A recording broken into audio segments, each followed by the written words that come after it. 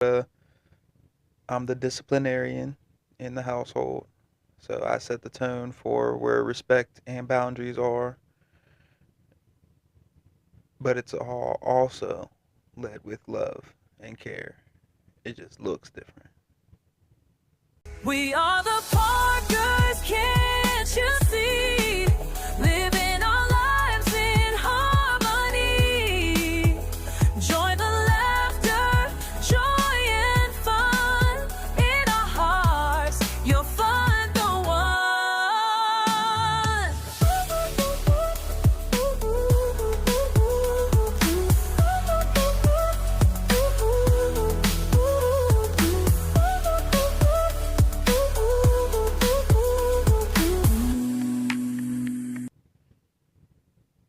Cheers.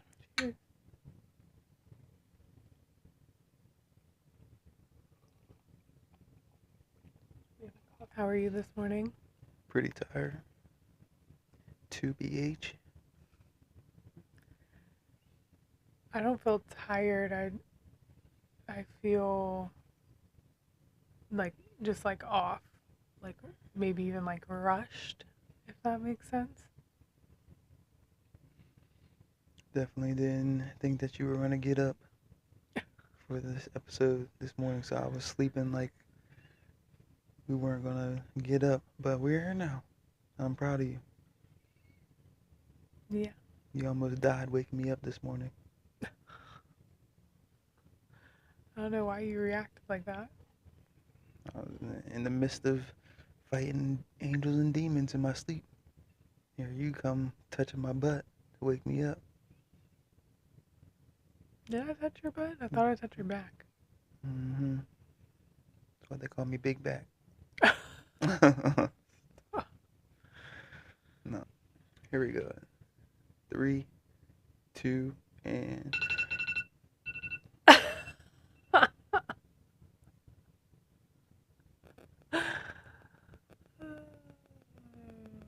Make sure I don't have any other alarms.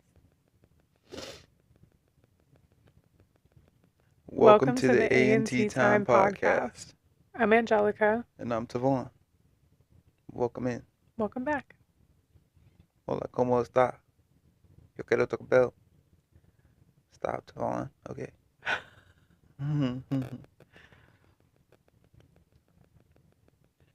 So last week we talked about our house, our rules. And I like that episode. Me too. What was your favorite part?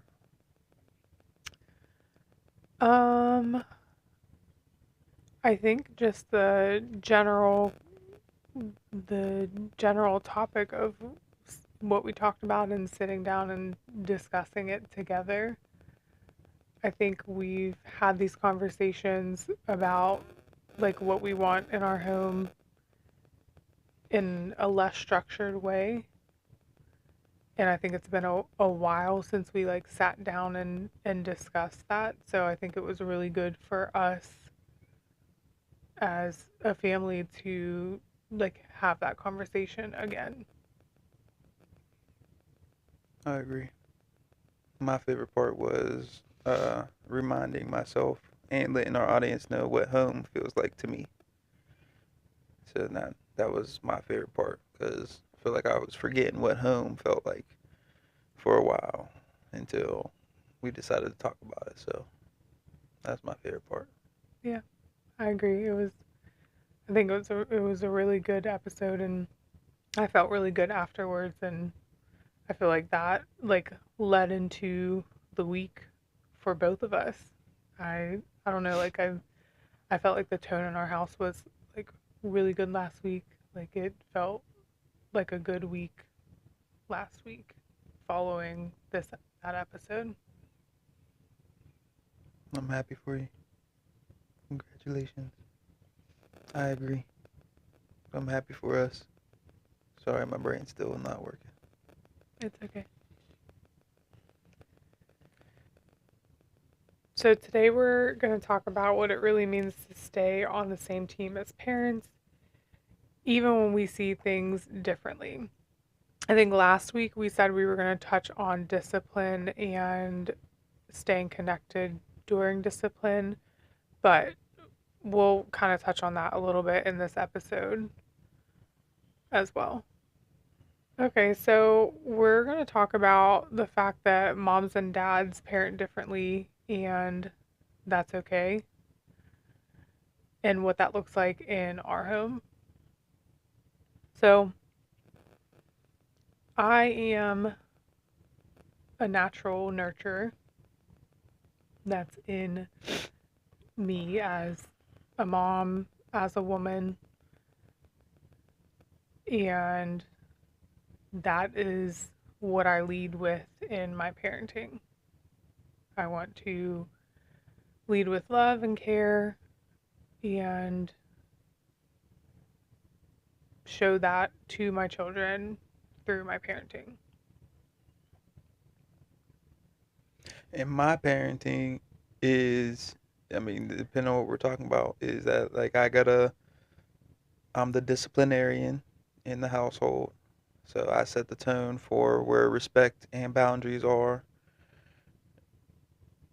but it's all also led with love and care.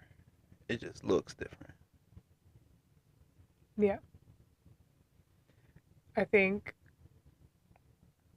structure and nurture are important for me in parenting. And I think and I'm still navigating that and learning that every day and learning what I want that to look like in my parenting.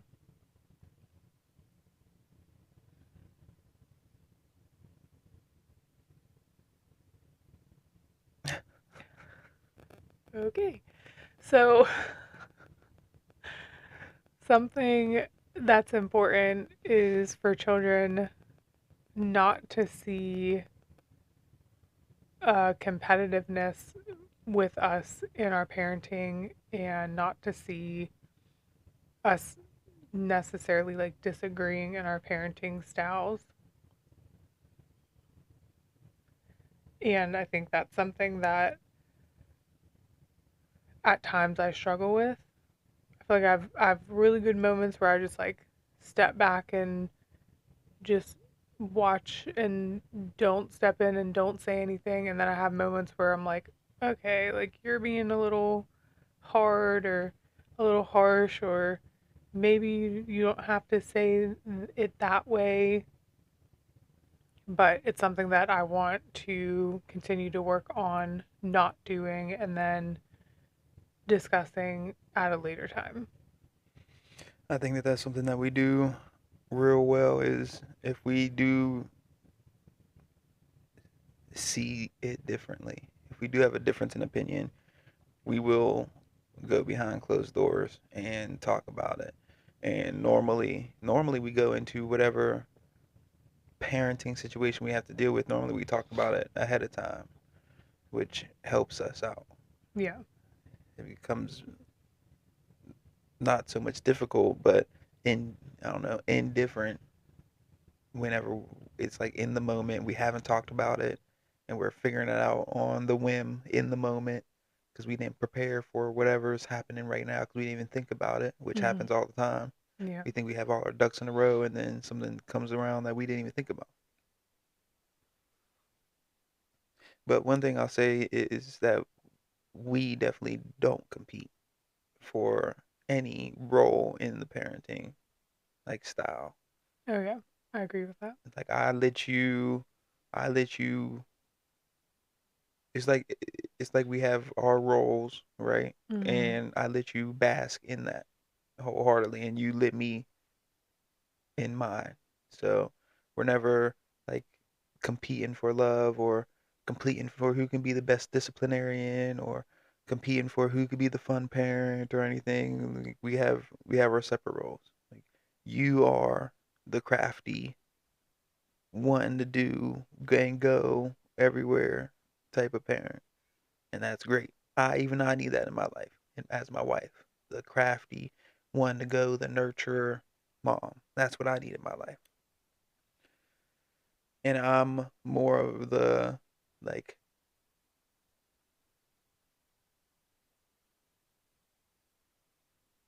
temper police. That's what it seems like. I'm more of the temper police. And I'm also like not the get up and go type of person either all the time. Like I'm 100% content with chilling at the house and just being the parent like I'm here, you know. Yeah. So, what's your thoughts on correcting your spouse in front of the kids? I think it's important not to do that in a manner of like discipline and in our roles in parenting. And I know that's what we're talking about right now. The reason I'm saying it like that though is because I think if there's like, I don't know, something random that we're talking about and you say the sky's actually red, like I'm probably gonna speak up and be like, no, like the sky's blue. So like in that manner, I think is okay because we don't want our children having wrong information, and I'm okay with that too. Like if I don't know something, I mean most of the time I'll just say like, oh, mm, I don't know, I'm not sure. Like I'll look it up, blah blah blah. But if I do say something that's incorrect, then he'll be like, no, actually that's not right. It's this. So like in that manner, I think that's harmless. But I think correcting each other when it comes to our parenting styles and like our parenting decisions can be tricky because then it teaches our children that it's okay to question authority. So, again, I think it's something that's important to like pause on and then go discuss on our own in private. Yeah, I definitely don't think that we correct each other in whenever it's important in front of the kids. I think correcting factual things is always okay, but we don't really correct each other in certain manners. I mean, now if I'm being transparent, depending on what's going on, normally during the disciplinary part, like you might get some looks, you know, depending on whatever I'm saying or doing, might get a look like, which is, one look from a woman could mean 1,000 words. It's worse than taking a picture. So, but one thing that doesn't happen often is like trying to correct that in the moment. We'll talk about it later, which we already talked about a little bit. Like, oh, I think you were a little hard on them, or oh, I think that blah blah blah, whatever the case may be. I'll be like, okay. No, I'm normally like, okay, like, whatever you say, and then I continue to like discipline in Okay, that so manner. let's talk about something. Let's talk about an example of something. So this isn't really in line with like discipline necessary, which is fine because that's not exactly what we're talking about on the episode, but just in parenting, period. So, something that I've done for a long time, I say a long time because my oldest is 10. Um, Now I like get all fumbled every time I say that Right. because I don't know how to say Because my it. oldest is 17, I know. but that's okay. It's The like, but I also can't say our oldest is 10 because that's not true. Right, But like, because our oldest is 17. right. Right. And the But the audience, child that I gave birth to is 10. the audience will figure it out over time. You know, I see how it's a little bit more difficult for you, Yeah. than me. So,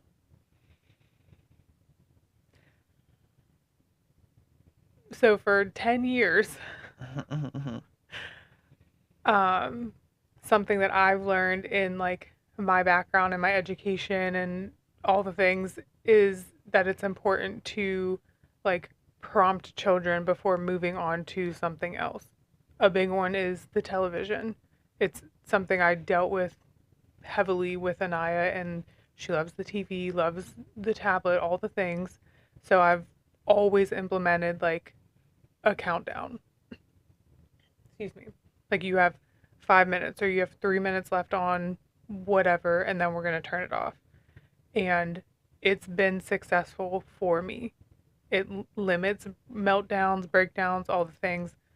I've shared it with you multiple times, and it's something that I can tell is like a learning thing for you so you don't do it all the time. So, like, in those moments, I feel like I might like make a face as like the reminder, or I will try to like pull you away from the situation and remind you like it would probably work better if we gave her 3 minutes before turning the TV off.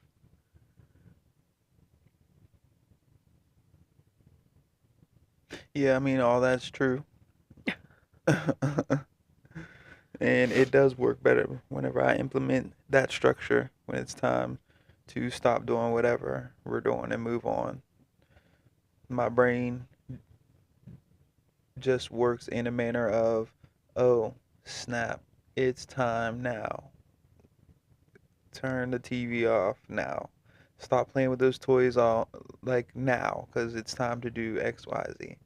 So for me, it's a manner of adjusting my time frames so I can allot that period of time.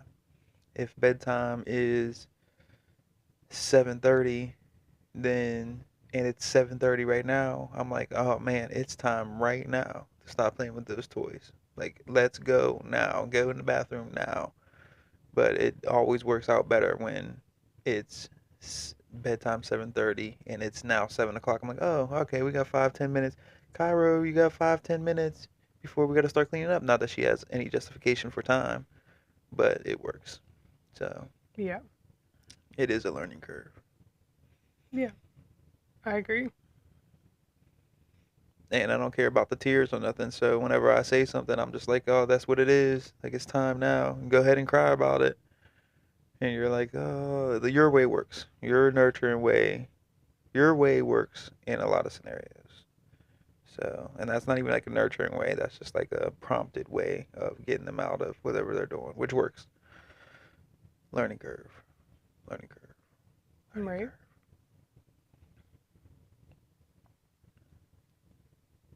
Being a united front is more important than being right in those situations. So I think that's why it's so important not to like call you out in the moment or not like step in and say like actually like this is what we're going to do because it's important for us to look like we're on the same page and like present as a united front to our children.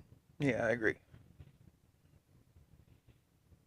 Because as soon as you one parent starts correcting the other parent, the kids then start thinking that they can correct the parent. Right. Like you're teaching your kid how to correct the other parent when they're not ready for that. They're not ready to see that. They're not ready for those discussions. They're not ready to correct their parent. Even though sometimes the kids might be right, still ain't ready. You will not always agree, and that's okay. What's your thoughts on that? Yeah, I think it's something that I've been learning. Um, and I think it's something that I'm, so I think earlier on it was something I was learning, and now it's something that like I understand and move with that in mind.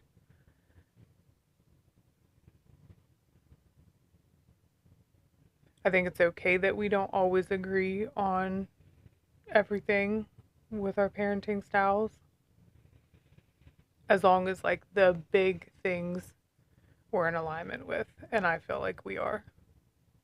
Yeah, I agree. I think we definitely our parenting styles differ, especially in this is why I said we could like hint on like the disciplinary the discipline part in this episode because that's a really big part in parenting for us. Mhm. For me, especially for me. Well, like for us, but especially for me, because our parenting style is different within the discipline. I feel like that's where like one of our biggest differences are the discipline part. Yeah, I agree. So I'm more course corrective, hands on disciplinarian, very short fused with the discipline. Like my patience level is zero. Like I tolerate zero, like anything, like zero disrespect. I don't want to see that. Like talking back is a lot to handle for me. So I'm very like hands on. Like I'll smack a booty, and I don't mean like I'm beating anybody's kids or my kids to black and blue or anything like that. But a little booty smack, like way less aggressive than a high five, goes a long way with the babies. Uh, I'll just sort of pause there so you could be like, so it's like I'm the hands on. So like, what are you?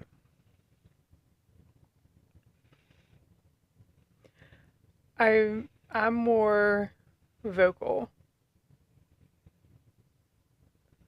I prefer not to like smack my child's butt. And for the record, I have done that as well, and it just didn't work out for me.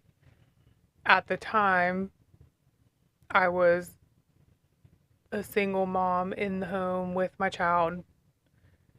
So, like, I didn't know what else to do.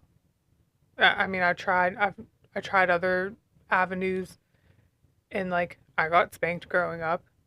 So like that is what I thought would work, and it didn't work for me. It actually had the opposite effect where like my child started hitting me. So like since that experience, I decided that that's not how I want to parent moving forward. So it's not something that I do, and it is it is tough for me like when you spank our baby, even though it's literally not anything crazy at all. I swear. It's like the smallest little pat on her butt, but like it just like hurts my heart so bad, which I think any parent like whether you're the one giving a little pat on the butt or your partner is like it probably hurts you. So, I think that's pretty normal. It But doesn't hurt me at all.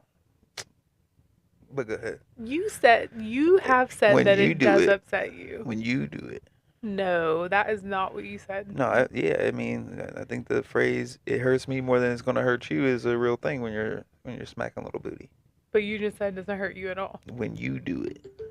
Oh, but I don't do it. Exactly. Anyways. Yeah, I'm more of the, like I said, I'm more vocal with my discipline and giving a warning, doing a timeout, go to your room and cool off. Those are like more of my techniques. Like take a deep breath, think about what you're saying. A new thing that I've been trying is like reminding my children about their positive attributes. Like for example, I'll say like you're a kind child. You have a big heart, you're loving. Why don't you try saying that differently? And like trying to like reframe things in a positive manner. I've also been trying to step back, and this is more with our 10-year-old because she's older, but and not engage in like the back and forth if I can see like she's frustrated, upset, like is like dysregulated in the situation, then I'm just not even going to engage. I give her space. You know, I remind her like you're not going to disrespect me in this moment. If you don't have anything nice to say, then I don't want to hear anything. but like I'm not going back and forth with my child. I think that a lot of the things that you bring to the discipline of our children works until it doesn't. Like I think that you are the gentle parent. You are and you demonstrate the gentle parenting. So if anybody's listening, you could just imagine what that gentle parenting looks like. Time out. Go to your room. Let's talk about the conversation. Let's have a conversation about what's going on and things like that. And I'm all for it until it doesn't work. Then, because I don't jump straight to smacking the booty. I give out the warnings. I try the gentle parenting first, or allow you to do the gentle parenting first, either one. But when that don't work, the booty smack works a lot of the time. Not every time, but a lot of the time. And let me tell y'all this, cause y'all know this. By booty smack, let me tell y'all a story real quick. Our daughter Cairo, she's tripping, right? It doesn't matter what she's tripping about for story purposes, but she's tripping, right? So I grab her up, turn her around. She's not scared yet. I put my left hand on her butt. I take my right hand and bring it out so far that she could see me bring it back. And I come down and smack my hand instead of her butt. She hears the smack. She goes ballistic, crazy. She think that I smacked her butt so hard you would have thought someone would have had to call CYS, right? But I didn't touch her at all. Like my hand was on the back of her butt and I smacked my hand, boom, didn't even touch her. But she heard it and was scared. So that's what I mean by smacking booty. It's not I think when people think about beating your kids, like it sounds like that. Like, oh, I beat my kid. That's why I'm not saying like I beat my kids. Like I smack a little booty here and there. Like it's a lot less invasive than I beat my kids. Now, for lack of conversation, if I'm talking to other people, just to let my people know, like I beat my kids. But in all seriousness, like I just really smack a little booty. And like that has its time frame too. Cause I'm not smacking our 10-year-old's booty or 10 years old. Like they're almost well, we're some big people, so they ain't almost as big as us. But they're almost as big as regular people already at this point. So I'm not bending no 10-year-olds over to smack some booty. We put the boxing gloves on now.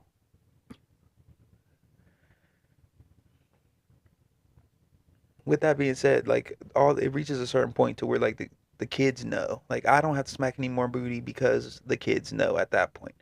Around the age of 4, definitely going into 5, like my kids done get their booty smacked enough that they know better by now. Like there's no I'm pushing the limits to see how far I could take dad before he smacks my butt because they're like, it's not even worth it. It's not even worth it to make him that mad. So I'm just gonna agree to whatever he says,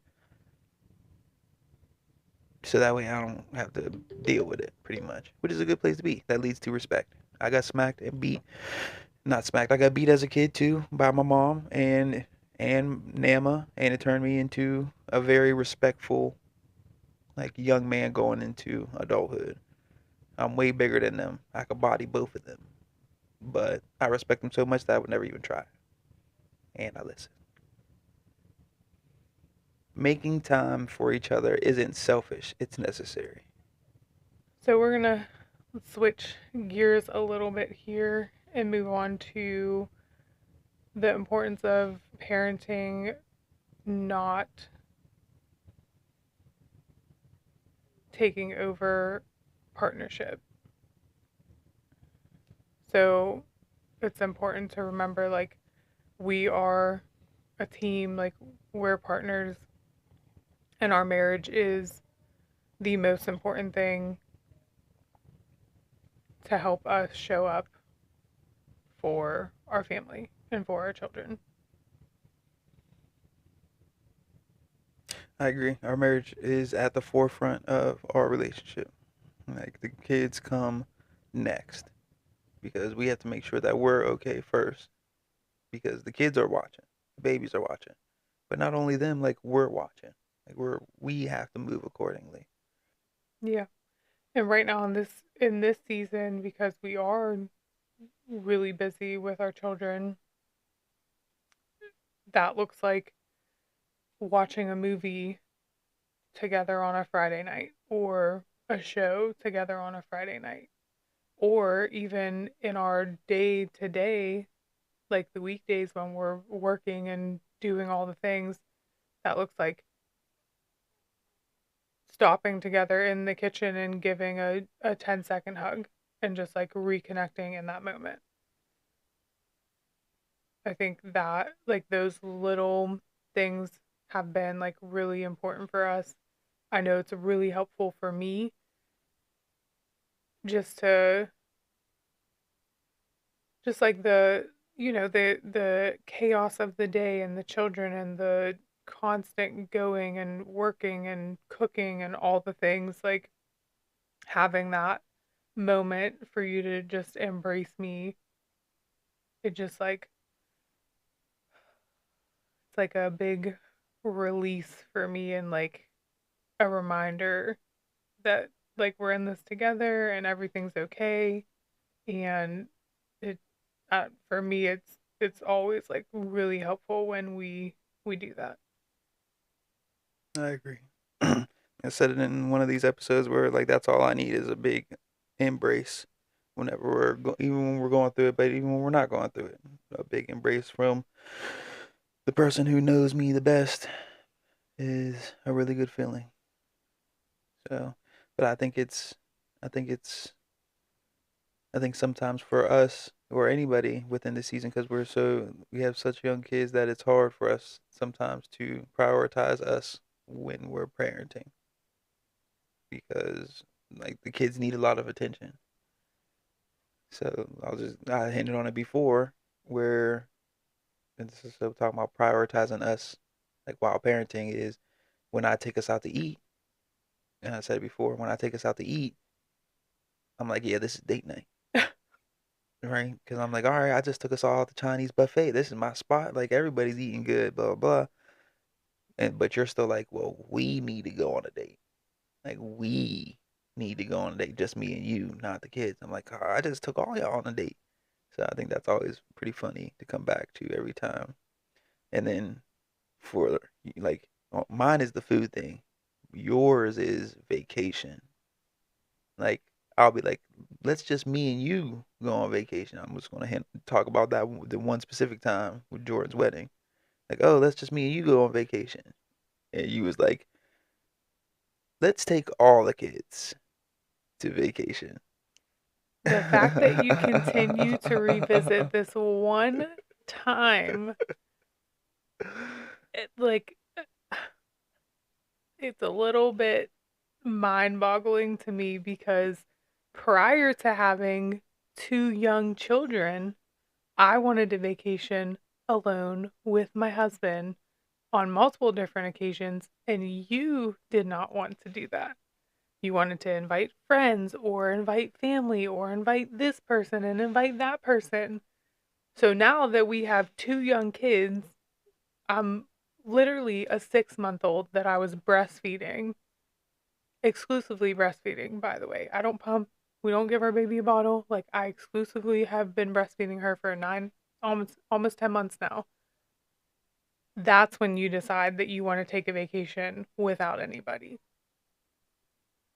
Your timing was just not great. Well, let's just note this, and as we move forward, going on vacations, we'll see. We'll see we'll see what happens. Yeah, we will. Yeah, hopefully we can get some vacations with just us, and hopefully we can leave the oh I feel so bad that they're not gonna go and see what we're gonna see conversation for another time.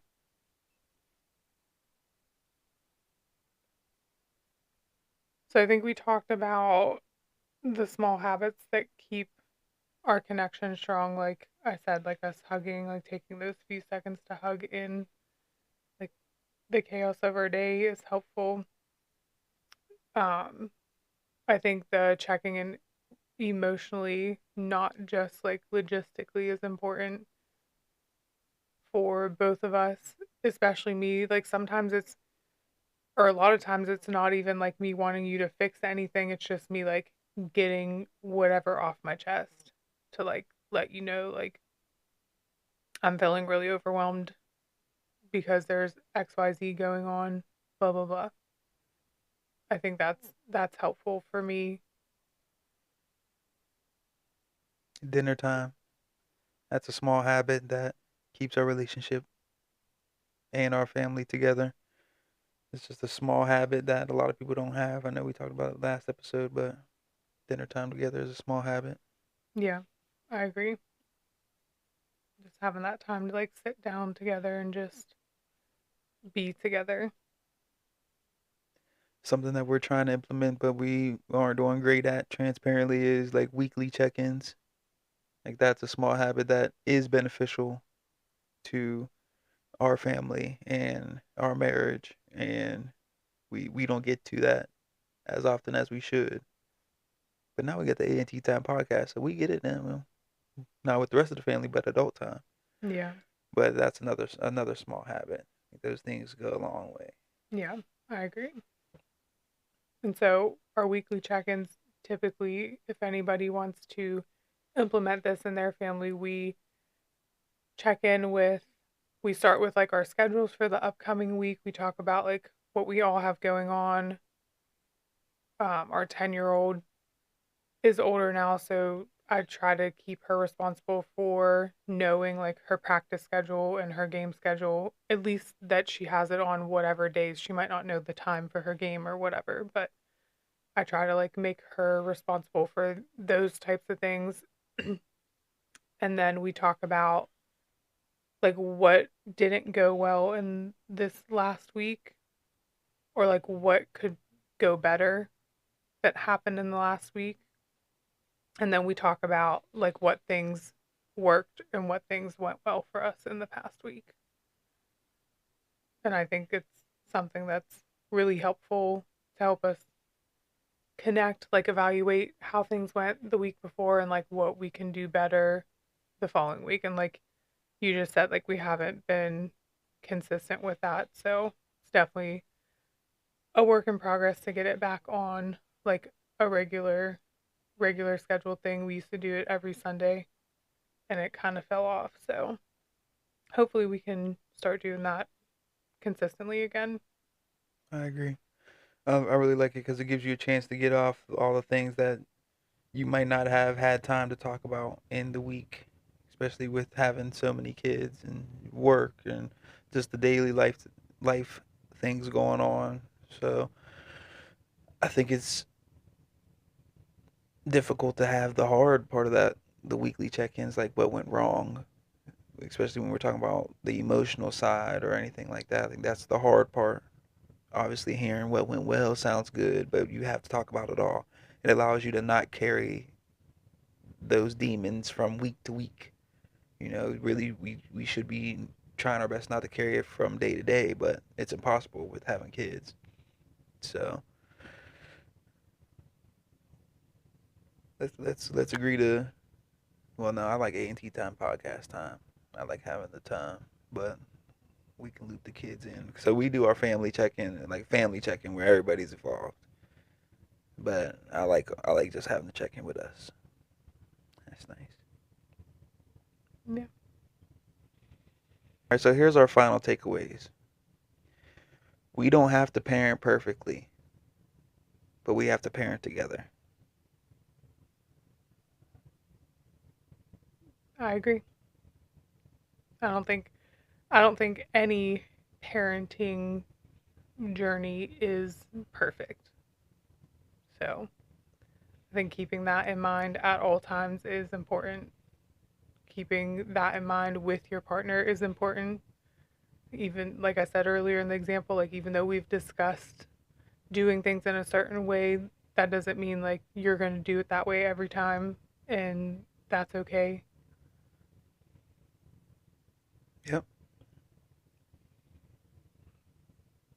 I think it's important to choose unity and choose each other over any like disagreement or any any place that you and your partner just don't see eye to eye on an issue. I think that's a part of being married, and love is choosing one another. You have to make the conscious choice to choose this person, choose to love this person through it all, through thick and thin, sickness and health, Mm-hmm.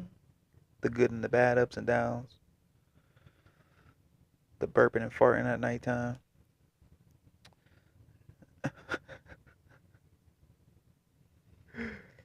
So we want to encourage you guys to exactly what we just said, like choose unity, choose each other over the situation that you're dealing with. We want to encourage you guys to talk privately about any anything with your parenting that you may not agree on. Don't call your partner out in front of your children. It's not beneficial for you or them. And we want to encourage you to find time for you and your person. Just remember that the marriage is at the forefront of your relationship, of your household, of your parenting style. Like your marriage has to come first in order to have a healthy breakdown with everything else. And a reminder, it doesn't have to be fancy, it doesn't need to be over the top. I think we see, like I've said before, we see so much on social media and all the things, and everybody's doing glamorous things. It doesn't have to be all that. Like,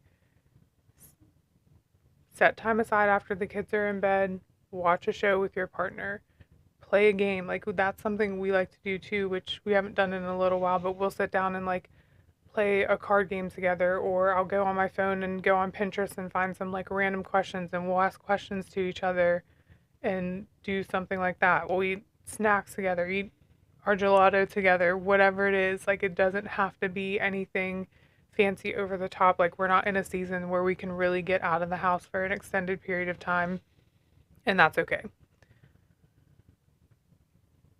Yeah, because it's negative 12 degrees outside. I ain't getting out the house at all.